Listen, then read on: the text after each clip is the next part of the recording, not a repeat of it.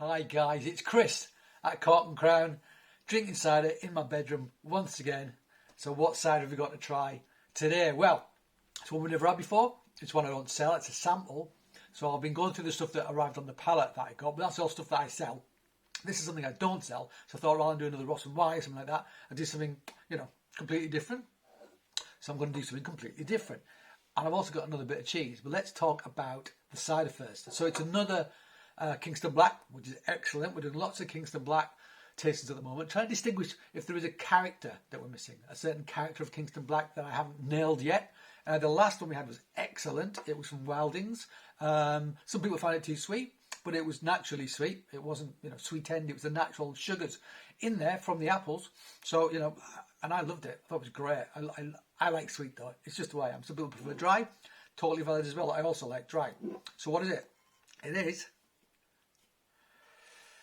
Napton Cidery Whisky Cask Cider Kingston Black, small batch cider, limited edition oak aged cider, made slowly using wild yeast, natural sugars, a blend of Kingston Black apples from a 300-year-old traditional orchard, matured in single malt whisky casks from Ochenstoschen Distillery, harvested 2017, bottle number 62, batch number 3. So limited edition this.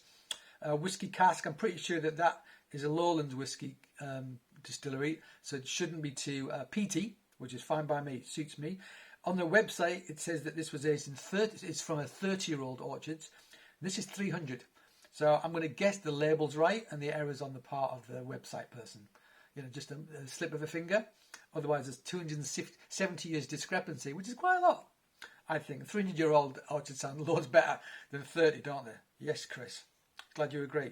So these guys are in Worcestershire. It's a Coventry postcode. So what cheese can you have with that? What cheese can you have with it? I mean, normally we go for Kingston Black. We've had this before. Cheddar, traditional cheddar. That's what you normally go for. Well, there is a cheese made in the Midlands, which is similar in style to the way it's made to cheddar. It's not made in Warwickshire, but it's made in Leicestershire. And it is Red Leicester. And there you go. That is a piece of Spark & Hoe Red Leicester. So cloth bound, larded, unpasteurised milk. Great stuff. Spark & Hoe's the name of this one. As far as I'm aware, this is still the only traditional Red Leicester in the world, as in cloth bound, raw milk, made in Leicestershire, etc. The Clarks are the family who make it. They started making it in 2005, but there's a history going back a long time of Leicester making on that farm. But they've sort of restarted all that with this about 16 years ago. And I love it. So it actually goes through a process. Cheddar is made by a process called cheddaring, which I'm not going to go into too much detail about now, which is what gives it its sort of style and consistency and so forth. This also goes through a certain amount of cheddaring when it's made. So it's got a very similar sort of textural profile to cheddar. Not quite as acid, a bit more subtle in flavour. I really like it. Delicacy and subtlety should not be confused with blandness, because I don't think this is bland. In fact, I can get like a real hammy, savoury kind of flavour, mineral character. Really like it. My kids love it. My wife loves it. And it's a gorgeous looking thing. Now, you might wonder about the colour. So this is, see cheese is this colour? No cheese is this colour naturally. Unless all you're doing is feeding carrots to your cows. They put something in a dye, a naturally occurring dye from South America called a natol. It comes from a South American shrub, tree. It's like the seed. And it's theoretically flavourless and odourless. It's just to give colour. And why do people do it? Good question. I mean, if you see it a lot in British cheese is Cheshire. A lot of Cheshire is that colour. Most Cheshire is actually dyed with a natto as well. In Holland, they put it in some Goudas, a lot of Goudas. It'll get not quite to the extent of this, but it'll get quite a yellow, orangey hue because they've added a natto to it. Rich pasture, fresh rich pasture gives more colour to cheese. When animals are out on fresh pasture, they get more beta carotene in their feed, and it comes out in their milk, and it makes the cheese richer and orange. So people associate more orange cheese with better quality cheeses, perhaps. And also, people would be making low quality cheeses which didn't look great, so they'd throw this into. So when you looked at it, it looked like it was a better cheese than it was, for example. So it kind of became traditional that way, I think. It was banned during the war, so you weren't allowed to add it at that point, but you could carry on making Leicester during the war. It was part of what was called a national cheeses that you were allowed to make during rationing. One of the things that destroyed a lot of farmhouse cheese making in Britain was things like rationing, where you weren't allowed to make certain cheeses anymore. Certainly not for the rationing period from 39 to 53, I think it was. So post rationing, people started doing this again, but because people had got used to Leicester being white, this would just have been called Leicester before that. But because all Leicester went white during like rationing, when they started making again and adding rennet again, annatto again, they called it Red Leicester, so to sort of distinguish from the other Leicester that people were making without the colouring. Blah, blah, blah. I do apologise. I went off on one there, didn't I? Anyway, so this is Sparkling Red Leicester. It's delicious. I think it will work with this. So we've got a Somerset apple varietal made in the Midlands with a cheese that takes some inspiration from cheddar making, also made in the Midlands. So that's good, isn't it? Yes, Chris. Well done. Good work. Thanks a lot, guys. I appreciate it. So let's open up this bottle, which I'm looking forward to, so long as there's not too much whiskey. Don't like too much whiskey in my cider. I want to taste cider first and foremost, whiskey second. Let's see how they've done. Pour it out. Flipping great colour already. I mean, it looks like whiskey, that. Jesus. Look at that.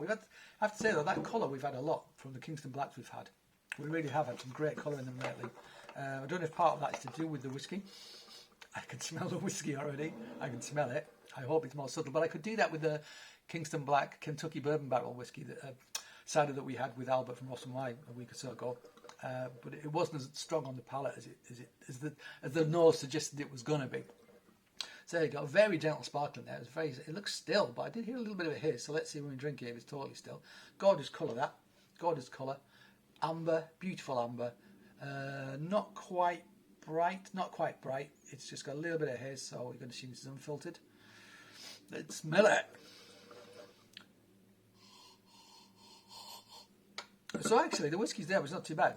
It's there, but it's nice. And actually, that right rich apple character I'm getting off this is really working with it. It's really working with it. That is actually a nice nose. The whiskey's there, but boy, you can smell the apple underneath that. That autumnal, rich, sweet, assorted apple character with the whiskey over the top. It's actually very pleasant indeed, actually. Reminds me of a cocktail. Can't remember which one. That's probably why it's such a good cocktail. I can't actually remember afterwards what it was, but yeah, perfumey this. Really rich, sweet, perfumey. Let's try it.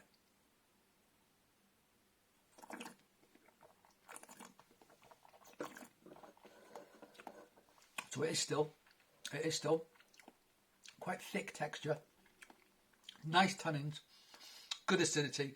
Kingston Black is a bit sharp, it's not a bit sweet. You will get more acidity from it. Delicate whiskey in there though. It is very delicate. Well done. Napton Cidery, got that right. Bone dry this though. Smell it was going to be quite rich and sweet. Totally bone dry.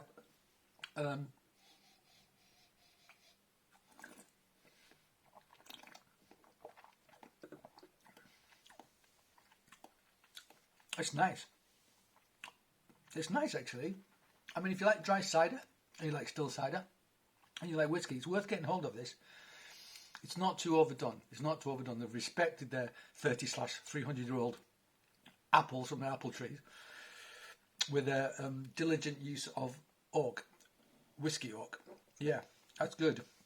It's so easy to get it wrong. And what's the ABV? 7.7%. So there was some sugar in these apples to start with, for sure.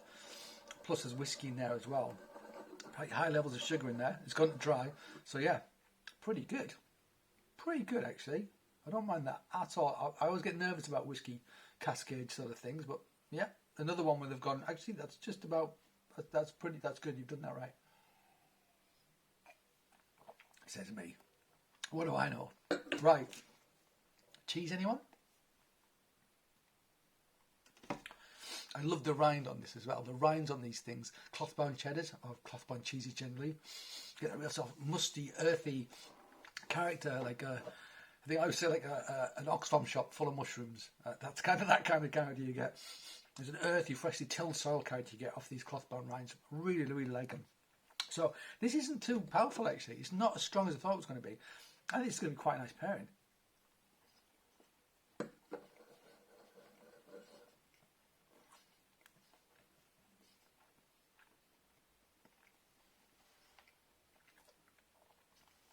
Cheddar-like in texture.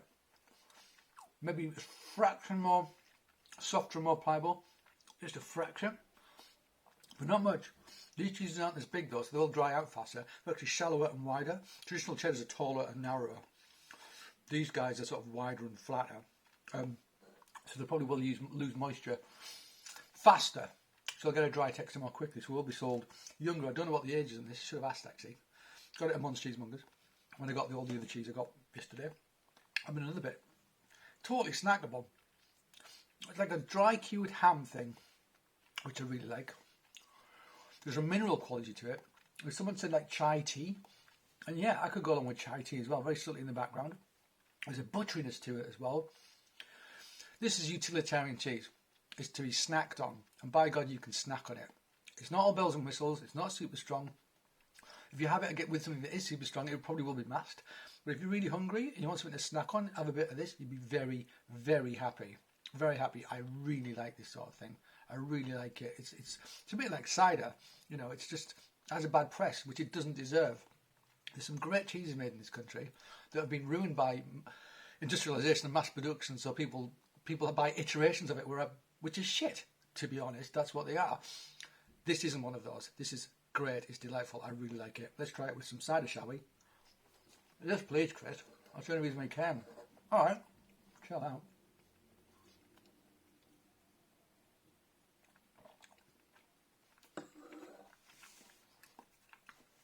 There's a sweetness in that as well, which I didn't realise was there till I had that dry cider. Now that makes it feel that bit a little bit sweeter, which is a great thing. Tannins in that, fats in that, lovely. Gentle acidity in that, bit bolder acidity in this, but cheese has acidity, and that works. Great. It's like a brilliant lunch you'd have if you worked on a farm 150 years ago, 100 years ago, possibly even less. It's a brilliant lunch. Jesus. So there you go, guys. Whisky cask from Napton Cidery. Red Leicester from Sparkenhall in Leicestershire and Warwickshire, neighbouring counties. And we enjoyed them both. We really did. Get yourself some. If you get some of this, get some of it. Just get a decent cider though, and have it with the Kingston, with the Sparkenhall Red Leicester. That's a really versatile cheese to have with like traditional ciders, I think. It really is. It's really good. All right, basta. Right, that's enough. I'll be back again soon with more cider and possibly perry to try. But until then, thank you for joining me. And cheers.